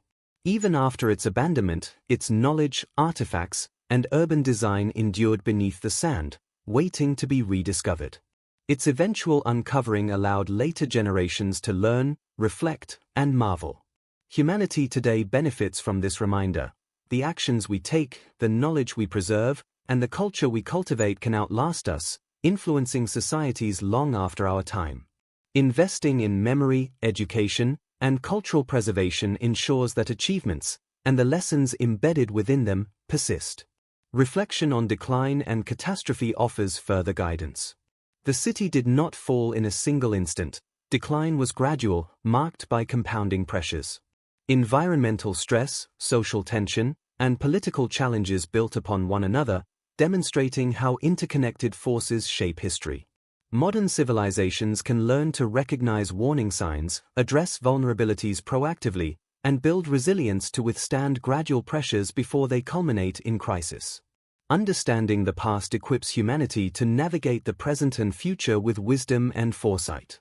The rediscovered city also exemplifies the importance of interdisciplinary understanding. Astronomy, engineering, art, medicine, governance, and social practice were intertwined in daily life. Each domain informed and strengthened the others. Today, as global challenges become increasingly complex, integrating knowledge across disciplines is crucial. The Golden City shows that collaboration, observation, and synthesis are not new ideas, they are timeless strategies for sustaining civilization. Finally, the story of the Golden City emphasizes wonder, curiosity, and reverence for human potential. Even in ruins, beneath layers of sand and centuries of neglect, its achievements inspire awe. The rediscovery reminds us that human ingenuity, when applied with wisdom and care, can overcome immense challenges. It also reminds us that fragility and brilliance coexist. Civilizations can rise, thrive, decline, and yet leave enduring lessons for those willing to listen. In reflecting on the lessons of the Golden City, humanity gains more than historical knowledge. It gains insight into resilience, creativity, humility, and foresight. Its story encourages us to innovate thoughtfully, live sustainably, honor culture and knowledge, and respect the environment. The city's secrets, once hidden beneath sand, now illuminate paths forward, guiding us toward a future informed by the triumphs and failures of the past, reminding us that civilizations, like deserts, endure only when harmony between human endeavor and the world around us is maintained. Long after the Golden City had been buried beneath the desert, its story did not fade entirely. Though physical structures had been swallowed by sand and the city's bustling streets silenced, echoes of its existence continued to resonate across generations. These echoes manifested in scattered oral traditions, fragmented texts, and faint hints in neighboring cultures. They persisted as whispers of memory, small sparks that would one day guide explorers, scholars, and dreamers back to the heart of a civilization that had once thrived against all odds. The first echoes were subtle yet persistent. Travelers and traders passing near the desert occasionally spoke of ruins half buried in sand, of strange patterns glimpsed on distant horizons, and of fragments of pottery or inscriptions encountered unexpectedly. Local folklore preserved stories of a golden city that had vanished mysteriously, of people who had mastered water, engineering, and knowledge in ways unimaginable. These legends, though often altered with time and imagination, carried essential truths, traces of history waiting to be interpreted and understood. Centuries later, scholars and explorers pieced together these echoes into coherent insights. Written accounts, when cross-referenced with oral histories, revealed patterns that suggested a once great city, extraordinary in scale and sophistication. Minor mentions in trade logs, observations by foreign travelers, and remnants of architectural influence in nearby regions gradually painted a picture of the city's significance. Each new connection was like tuning an ancient instrument. The faint notes of a long-lost melody began to take shape, harmonizing into a story both remarkable and instructive. The rediscovery process itself amplified these echoes. As excavations revealed streets, temples, and artifacts, the voices of the past grew clearer. Scholars could read inscriptions that described governance, astronomy, rituals, and trade. Pottery, jewelry, and tools illustrated daily life and ingenuity. Murals and carvings revealed values, beliefs, and aesthetic principles.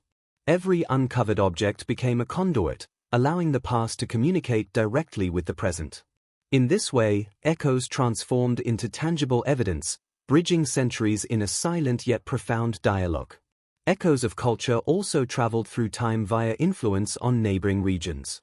Trade networks, migration patterns, and diplomatic contacts ensured that knowledge, practices, and artistic styles disseminated beyond the city's immediate borders. Communities far away adopted, adapted, and sometimes preserved fragments of technology, architectural methods, and cultural norms originating from the city. These dispersed legacies meant that even as the city itself faded, its principles, innovations, and creativity continued to shape human civilization indirectly. Religious and philosophical echoes proved particularly enduring. Temples, ceremonial practices, and moral teachings left imprints on regional belief systems. Astronomical knowledge, once encoded in monuments and observatories, informed rituals and calendars in distant cultures. Ethical codes and social practices, reflected in inscriptions and records, influenced neighboring societies' approaches to governance and community life. The city's spiritual and intellectual legacies, though often transformed or partially forgotten, continued to resonate, reminding later generations of its profound impact.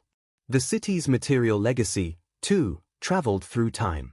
Artifacts recovered by early explorers and later preserved in museums became cultural ambassadors. Scholars studying these objects uncovered connections to distant regions, traced trade routes, and reconstructed historical networks. Objects that were once utilitarian or ceremonial transformed into carriers of knowledge, allowing modern society to understand the sophistication, creativity, and resourcefulness of a civilization long buried. These echoes reinforce the city's enduring influence, proving that even physical remnants, when contextualized, can communicate the complexity of past societies. Even failure, decline, and catastrophe became part of the echoes. The traces of environmental stress, social upheaval, and political instability visible in the ruins offered cautionary tales. Modern observers could learn from the city's decline, understanding how interlinked pressures, resource scarcity, climate variability, and internal tensions can destabilize even the most advanced societies. The echoes of failure carried lessons as potent as those of success, reminding humanity that resilience requires foresight, adaptability, and humility. These echoes inspired imagination and curiosity. Writers, artists, and historians drew inspiration from the city's story, crafting narratives that celebrated human ingenuity, creativity, and perseverance. The Golden City became a symbol, a metaphor for ambition, resilience, and the impermanence of human endeavors. Even those who had never visited the site could experience its grandeur through literature, art, and scholarly interpretation. Its memory reached beyond archaeology, becoming embedded in cultural consciousness, literature, and popular imagination. Time also amplified the echoes of discovery. As archaeological techniques advanced, previously inaccessible insights became visible. Ground-penetrating surveys, careful excavation, and analytical tools revealed patterns, structures, and artifacts that earlier explorers could only guess at. Each generation of scholarship enhanced the echoes, refining interpretations and deepening understanding.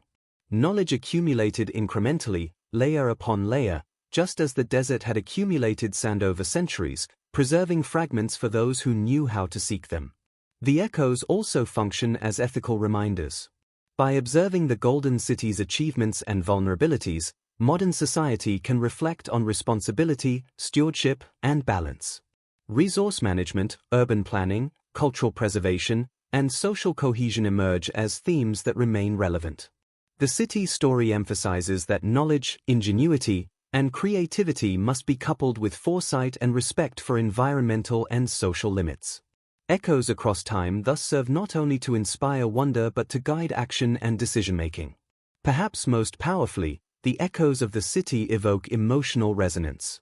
The human experiences of triumph, struggle, creativity, loss, and rediscovery are tangible even across millennia.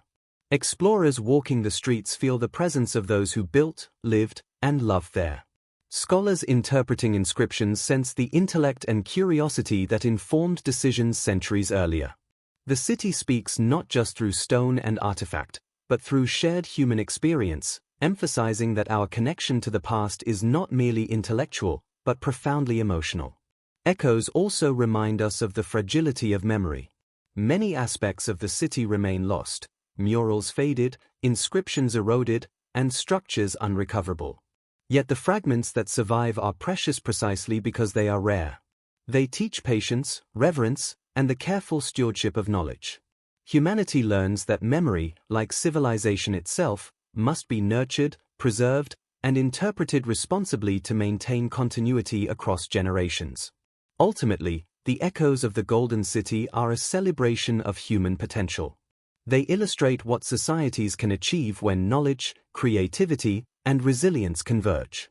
They remind us that even in decline, civilizations leave legacies that shape the future. Every artifact, inscription, and ruin communicates the enduring capacity for innovation, cultural richness, and intellectual achievement. The Golden City's story, buried for centuries yet preserved in echoes, continues to resonate as a timeless lesson in human ingenuity, adaptation, and the enduring dialogue between past and present. Through these echoes, the Golden City transcends its physical absence. Its stones, artifacts, and inscriptions act as conduits between centuries, ensuring that its brilliance, lessons, and inspiration are never truly lost. The desert may have swallowed the city, yet its whispers continue to travel, reminding humanity that even buried histories can shape the imagination, inform understanding, and guide thoughtful action for generations yet to come.